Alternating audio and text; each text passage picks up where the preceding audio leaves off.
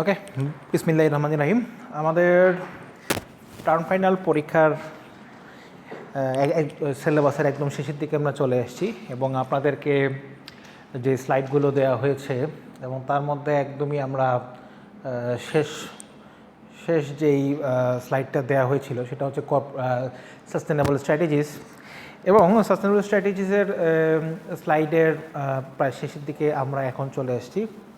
তো যে বিষয়টা হলো যে আপনার এই যে সাস্টেনেবল স্ট্র্যাটেজি নিয়ে আমরা যে কথা বলছি এবং এটার আসলে ব্যাপকতা অনেক বেশি। ব্যাপকতা বেশি এই কারণে যে সেটা হলো যে আপনার এটা কোনো একটা পার্টিকুলার ইস্যু নিয়ে কিন্তু আসলে কথা বলছে না, এটা কিন্তু আসলে আপনার ওভারঅল স্ট্র্যাটেজির উপরেই কিন্তু সব কিছু নির্ভরশীল। তা যাই হোক, আজকে আমাদের এটা শেষ লেকচার আমাদের টার্ম ফাইনালের আগে।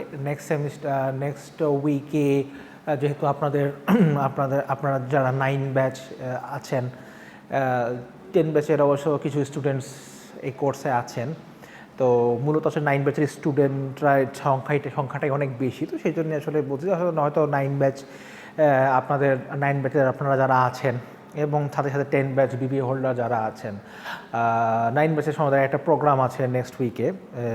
আপনারা তো ট্যুরে যাওয়ার আপনাদের যেই প্ল্যানটা আছে এবং আপনারা তো অলরেডি অথরিটির কাছ থেকে পারমিশন পেয়েও যেহেতু গেছেন, সো অ্যাকাডেমিক্যালি আসলে সে ধরনের আর কোনো বাধ্যকতা নেই। সো দ্যাট মিনস নেক্সট উইকে হয়তো আপনাদের ক্লাস হচ্ছে না এবং এই ক্লাসটাই হচ্ছে আপনাদের টার্ম ফাইনালের আগে শেষ ক্লাস। এবং এই শেষ ক্লাসে আপনাদেরকে আসলে এই চ্যাপ্টারটা শেষ হয়ে যাওয়ার পরে আমরা আসলে কিছু জিনিস একটু ইয়ে করবো আর কি। পজ করে দিই। ওকে, থ্যাংক ইউ। সো আমরা যে কথাটা বলছিলাম যে যেহেতু আপনাদের নেক্সট উইক ক্লাস হচ্ছে এবং এটি হচ্ছে লাস্ট ক্লাস, তো আজকের এই লেকচারটা পরে আমি আসলে কিছু কথা বলবো। সামনে যেই আপনাদের পরীক্ষা যেহেতু শুরু হচ্ছে এবং আপনারা জানেন যে আপনাদের পরীক্ষা হবে এমসিকিউ প্যাটার্নে, এমসিকিউ এবং শর্ট কোশ্চেন এইভাবেই থাকবে। আপনারা যারা মিড টার্মে যারা সেট পরীক্ষা দিয়েছেন আপনারা দেখেছেন যে সেখানে এমসিকিউ ছিল এবং সেখানে কিছু শর্ট কোয়েশ্চেন ছিল। সো ফাইনাল পরীক্ষার কোয়েশ্চেনও অনেকটা সেরকমই হবে। আসলে এক্স্যাক্টলি কয়টা এমসিকিউ থাকবে এবং কয়টা শর্ট কোয়েশ্চেন আমরা দিব, আসলে এই বিষয়ে ওই ধরনের ডিপার্টমেন্টাল কোনো ডিসিশন আমাদের এখন পর্যন্ত আসলে ডিপার্টমেন্টের এই ধরনের ডিসিশন আসলে যারা নিয়ে থাকেন তারা এখনও সেই বিষয়টা আমাকে অবহিত করেননি যে কতগুলো এমসিকিউ থাকবে এবং কতগুলো শর্ট কোয়েশ্চেন আমরা দিব পরীক্ষাতে। বাট কথা হচ্ছে দুইটাই থাকবে, যেহেতু আপনার মিড টার্ম যেহেতু এরকম ছিল, কিছু শর্ট কোয়েশ্চেন ছিল এবং আপনার কিছু এমসিকিউ ছিল, সো ফাইনালটাও এরকম হবে। বাট কত নাম্বারের শর্ট কোয়েশ্চেন থাকবে এবং কত নাম্বার এমসিকিউ থাকবে সেটার এখন পর্যন্ত কোনো ক্লিয়ার কাট কোনো ইনফরমেশন এখন পর্যন্ত কিন্তু আমার কাছে নাই এবং এখন এই রিলেটেড আমি কারো কাছ থেকে এখন পর্যন্ত কোনো ইনস্ট্রাকশন পাইনি যে আমরা কয়টা শর্ট কোয়েশ্চেন দিব এবং কয়টা এমসিকিউ দিব। বাট যেটা হচ্ছে যে আপনাদেরকে ইনশাআল্লাহ এই সামনের যে উইকটা আছে আপনাদেরকে আপনার মিড টার্মের মতোই টার্ম ফাইনালে কিছু স্যাম্পল কোয়েশ্চেন্স দিয়ে দেওয়া হবে। স্যাম্পল কোয়েশ্চেন্স অবশ্যই এমসিকিউ এবং শর্ট কোয়েশ্চেন্স সবই থাকবে, ঠিক আছে। আর হলো আজকের লেকচারের পরে আমি আপনার দুটো বিষয় নিয়ে আলোচনা করব। এই দুটো বিষয় নিয়ে আপনার এমসিকিউ এবং শর্ট কোয়েশ্চেন দুটোই থাকবে। সো আমরা তাহলে শুরু করতে যাচ্ছি এখন ক্লাসটা। তো যেটা হচ্ছে যে why corporate strategy should be focused on sustainability. তো কর্পোরেট স্ট্র্যাটেজিতে সাস্টেনেবিলিটির গুরুত্বটা আসলে কোথায়, আমরা সাস্টেনেবিলিটিটা আসলে কোন জায়গায় বা কীভাবে আমরা আসলে এই জিনিসটা আমরা করব। সো আসলে এখানে আমরা দেখেন যে sustainability increasingly becoming a necessity for corporation due to changing perspectives around the world. আসলে আমরা যখন সাস্টেনেবিলিটি এবং সাস্টেনেবল ডেভেলপমেন্ট নিয়ে আমরা যখন কথাগুলো বলি এবং সাস্টেনেবল ডেভেলপমেন্টে যে 17টা গোল, আছে এবং 17টা গোলের আন্ডারে বেশ টার্গেট আছে এবং মোট 169টা টার্গেট রয়েছে। এবং এই যে 17টা গোল এবং 169 টার্গেট, সেটা কিন্তু আসলে আমাদের ডে টু ডে লাইফের প্রতিটা অংশের সাথেই কিন্তু অঙ্গাঙ্গিভাবে জড়িত। যেমন আমরা যদি বলি পড়াশোনার ক্ষেত্রে, তো পড়াশোনার ক্ষেত্রে আসলে আপনার সাস্টেনেবল ডেভেলপমেন্টের গোল কোনটা, সেটা হচ্ছে আপনার কোয়ালিটি এডুকেশন। তো আমরা তো ঠিক তেমনিভাবে আসলে আমরা যাই করি না কেন, আমাদের প্রতিটা কাজের সাথে কিন্তু সাস্টেনেবল ডেভেলপমেন্ট গোলসগুলো জড়িত। সো এই জন্য আসলে সাস্টেনেবিলিটিটাকে যদি আপনি অ্যাভয়েড করে কোনো স্ট্র্যাটেজি নেন, আপনি যে স্ট্র্যাটেজি নেন, আপনি লো কস্ট প্রোভাইডার স্ট্র্যাটেজি নেন, আপনি ফোকাস ডিফারেন্সিয়েশন নেন, আপনি ভার্টিক্যাল ইন্টিগ্রেশন নেন, আপনি হরাইজন্টাল ইন্টিগ্রেশন নেন, merger, acquisition, whatever your strategy would be, so you have সাস্টেনেবিলিটিটাকে যদি আপনি অ্যাভয়েড করে আপনি কোনো স্ট্র্যাটেজি নিতে চান আপনার কোম্পানিতে, সেই স্ট্র্যাটেজিটাকে কিন্তু আপনার আলটিমেটলি খুব একটা ভালো কিছু হবে না। সো এই জন্য দেখেন এখানে একটা স্ট্যাটিস্টিক্স দিয়েছে যে although 90% of executives think sustainability is important, only 60% of companies have a sustainability strategy.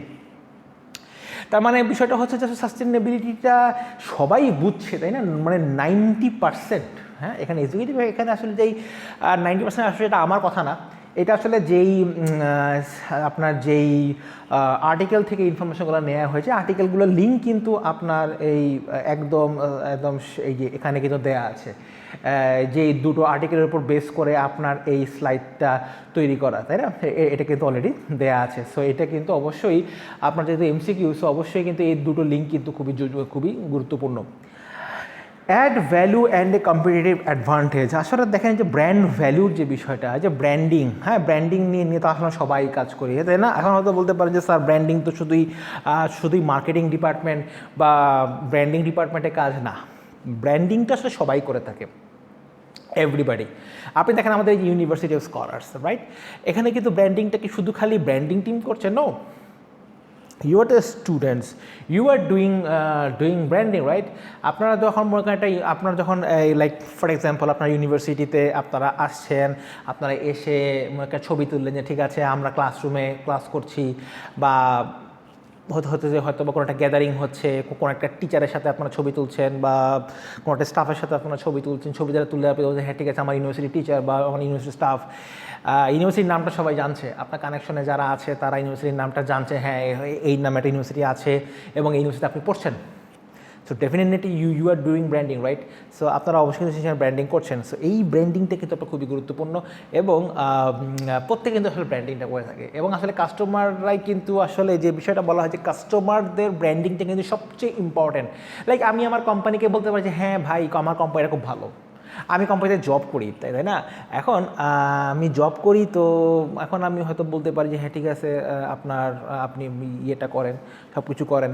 তো এখন জব করছি বা জবের জন্য আমরা এই ব্র্যান্ডিং করছি বা যেটাই করি না কেন, আমি হয়তো বলতে পারি, আমি হয়তো বারের কথা বলতে পারি যে ঠিক আছে আমার প্রতিষ্ঠান খুব ভালো, যেহেতু আমি এখানে জব করি, আমি একজন এইটা সেটা। বাট হাউ অ্যাবাউট দ্য কাস্টমারদের তাহলে ব্র্যান্ডিংটা কি? কাস্টমাররা কিন্তু আপনার অবশ্যই এখানে কিন্তু একটা বড় একটা ব্র্যান্ডিংয়ের জন্য কাজ করে থাকে। সো কাস্টমার ব্র্যান্ডের যেহেতু ইম্পর্টেন্স, কাস্টমার কিন্তু অনেক কিছু দেখে। আপনি যদি মনে করেন এনভায়রনমেন্টকে পলিউট করেন, ফর এক্সাম্পল আপনি এনভায়রনমেন্টকে পলিউশন করেন, তাহলে কিন্তু আসলে আপনার কোনো লাভ হলো না, তাই না? আপনি শুধুই হচ্ছে যে পরিবেশ দূষিত যদি আপনি করে থাকেন, তাহলে কিন্তু আপনার ব্র্যান্ডিংটা কিন্তু প্রপারলি হবে না। সো আপনাকে অবশ্যই প্রপার ওয়েতে আপনাকে ব্র্যান্ডিংটা করতে হবে এবং কাস্টমাররা কিন্তু অবশ্যই এই যে সাস্টেনেবিলিটিটা যখন সে দেখবে, সাস্টেনেবিলিটি দেখে সে চিন্তা করবে যে হ্যাঁ আমার কোম্পানিটা আমি যে মানে এই কোম্পানির প্রোডাক্ট আমি নিব, কেন নিব? কারণ হচ্ছে they are doing their business operation in an environment friendly manner. So তারা কিন্তু সেভাবেই কিন্তু আপনার হচ্ছে এই কাজটা করে থাকবে। Meet consumer demands. কাস্টমারদের ডিমান্ড কিন্তু সবসময় চেঞ্জ হয়, তাই না? কাস্টমারদের ডিমান্ড 20 বছর আগে যেরকম ছিল এখন কিন্তু সেরকম নাই। আপনি নিজেই চিন্তা করেন, যেমন দেখেন আমার হাতে যে সেলফোন আছে, তাই না? যে সেলফোনের মাধ্যমে আপনাদের সবার ক্লাস নিচ্ছি আমরা, এই যে আমার সামনে যে ভিডিও ক্যামেরাটা আছে, এটাও কিন্তু সেলফোনের মাধ্যমে কিন্তু ভিডিওটা হচ্ছে। 20 বছর আগে যে সেলফোনগুলো ছিল সেখানে কি এই ধরনের কোনো ফিচার ছিল কি না? এই আপনারা দেখেন স্মার্ট টিভির সাথে কানেক্ট করে আমি স্লাইডটা এখানে শো করছি, তাই না? আমার আমার আমার সেলফোনের স্লাইডটা এখানে দেখাচ্ছে, আমাদের এই পুরো ক্লাসটা, আমার এই পুরো লেকচারটা আপনার এই সেলফোনের মাধ্যমে ভিডিও হচ্ছে। তো এই জিনিসটা আপনার, হ্যাঁ, এই হলে কি অবস্থা। সো আপনার এই জন্য যে ইস্যুটা আসলে আমরা বলছি যে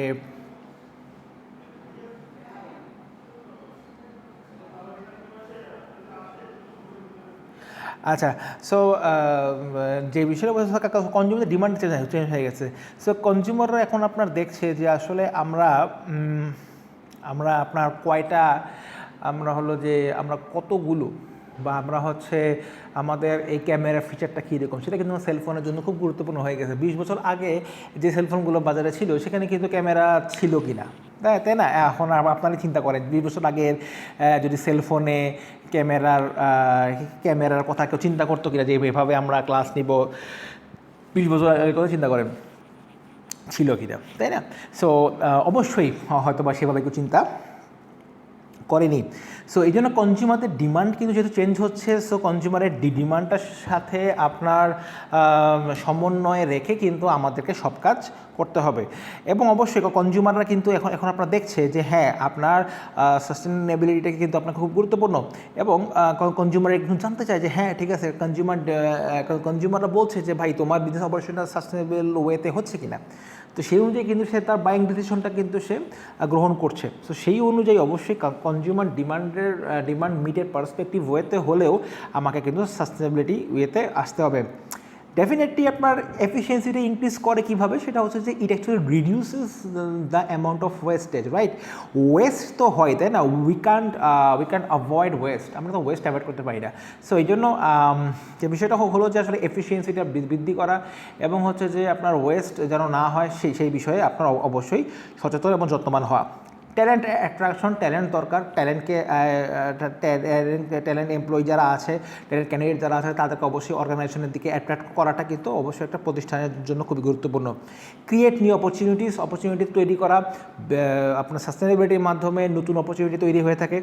নতুন অপরচুনিটি বলতে আমরা সেখানে জব অপরচুনিটির কথা আমরা বলতে পারি। ফর এক্সাম্পল, আপনার যেমন সাস্টেনেবিলিটি নিয়ে কাজ করে এরকম ডিপার্টমেন্ট কিন্তু লাইক আপনি 20 বছর আগে কথা চিন্তা করেন সেখানে কিন্তু ছিল না, এখন কিন্তু সাস্টেনেবিলিটি ডিপার্টমেন্ট কিন্তু আছে, এবং চিফ সাস্টেনেবিলিটি অফিসার নামেও কিন্তু পোস্ট ক্রিয়েট হয়েছে। যদি বাংলাদেশ কিন্তু এগুলো থেকে অনেক পিছনে হলেও আসলে বাংলাদেশ তো আসলে পৃথিবীর বাইরে না। সো অবশ্যই বাংলাদেশেও কিন্তু এই অপরচুনিটিটা সামনের দিকে হবে। Corporate strategy for sustainability. So corporate strategy, এই যে কথাটা একটু আগেই বললাম যে এই যে chief sustainability officer, CSO, so এই বিষয়টা অবশ্যই থাকবে সেখানে। এবং আমাদেরকে কিন্তু আসলে আমাদের অবশ্যই ফিউচারিস্টিক হতে হবে, এবং ফিউচারিস্টিক না হলে কিন্তু আসলে কিন্তু আমরা খুব বেশি দূর যেতে পারবো না। সো এইসব ইস্যুগুলো নিয়ে আসলে আপনার সাস্টেনেবল স্ট্র্যাটেজি নিয়ে আমরা কথা বলছি। সো এখানে এই যে দুটো লিঙ্ক আছে আপনাদের স্লাইডের একদম শেষে, এই দুটো লিঙ্ক দেয়া। সো মোটামুটি আপনার হচ্ছে যে এই দুটো লিঙ্ক আপনারা এখানে আরও বিস্তারিত পাবেন। এই যে আমাদের যে স্লাইডটা ছিল, এই স্লাইডে তো সব কিছুই আলোচনা করা আছে।